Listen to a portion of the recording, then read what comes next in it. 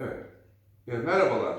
Kısaca tüp bebekte başarı şansını etkileyen bazı faktörleri sizinle paylaşmak istiyorum.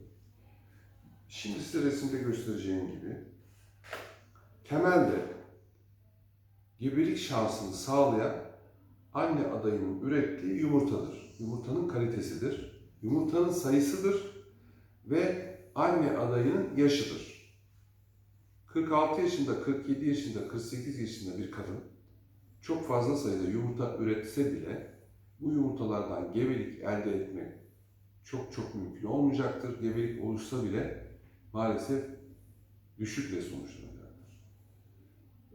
Burada biraz önce de bahsettiğim gibi gebelik şansını belirleyen en önemli faktör yumurtadır. Bakın burada bir resim var. Görebilirsiniz. Bu bir yumurta. Borun içinde de gözle görünecek kadar küçük bir sperm var. Yumurta spermin 1000 katı büyüklüğündedir kabaca. Ve gördüğünüz gibi 3 gün sonra bir yumurta cenine dönüşüyor. İçinde bir sürü hücreler var. Sperm bunun içinde gözükmüyor bile. Sperm çok küçük bir yapıdır. Spermin özelliği içindeki kalıtsal malzemeyi yumurtanın içine geçirmektir. Yani gebeliğin bir bebeğin oluşması için geçen sürenin ilk 10 günü diyelim, 10 günü tamamen anne yumurtasıyla ilgilidir. Yani anne yumurtasına bağlıdır. Dolayısıyla şunu söyleyebiliriz. Kısırlık demeyelim ama yani üreme problemi olan çiftlerde erkeğin rolü %1 ise kadının rolü %99'dur. Çünkü işin büyük bir kısmını kadınlar yapmaktadır. Şimdi bu kadının rolündeki en önemli husus da şudur. Kadının yaşı öncelikli olarak, daha sonra da kadının yumurta sayısıdır. Kadının yumurta sayısını anlamak için bir ultrason yapılabilir. Burada bazı yapılar var, içi su dolu kistçikler var. Bunlar sayılır. Ne kadar çoksa şansı o kadar çoktur. Hasta ne kadar gençse şansı o kadar çoktur. Ve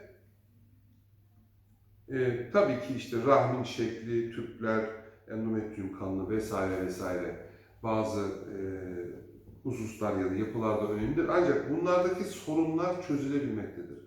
Yumurta sayısı bir kadında 5'in altına düştüyse ve doğru bir tespitse bu ve AMH değeri ki bu yumurta sayısını yansıtır. Yani bir kadının AMH değeri ya da antimülleriyen hormon değeri eğer 0,4'ün altındaysa o kadının kendi yumurtasıyla gebe kalma şansı mucizeye kalmış demektir.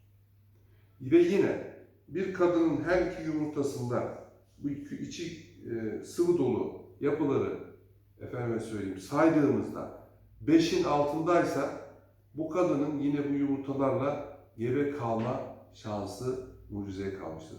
Efendim şöyle bir cevap geliyor hastalarda. Benim 2 tane vardı, ben gebe kaldım. Tabii ki olabilir. Orada bir yanlış sayma işlemi vardır. Çünkü gözden göze fark edebilir. Yeteneksiz birisidir, görememiştir, ultrasonu kötüdür. Sayıyı eksik çıkarmıştır.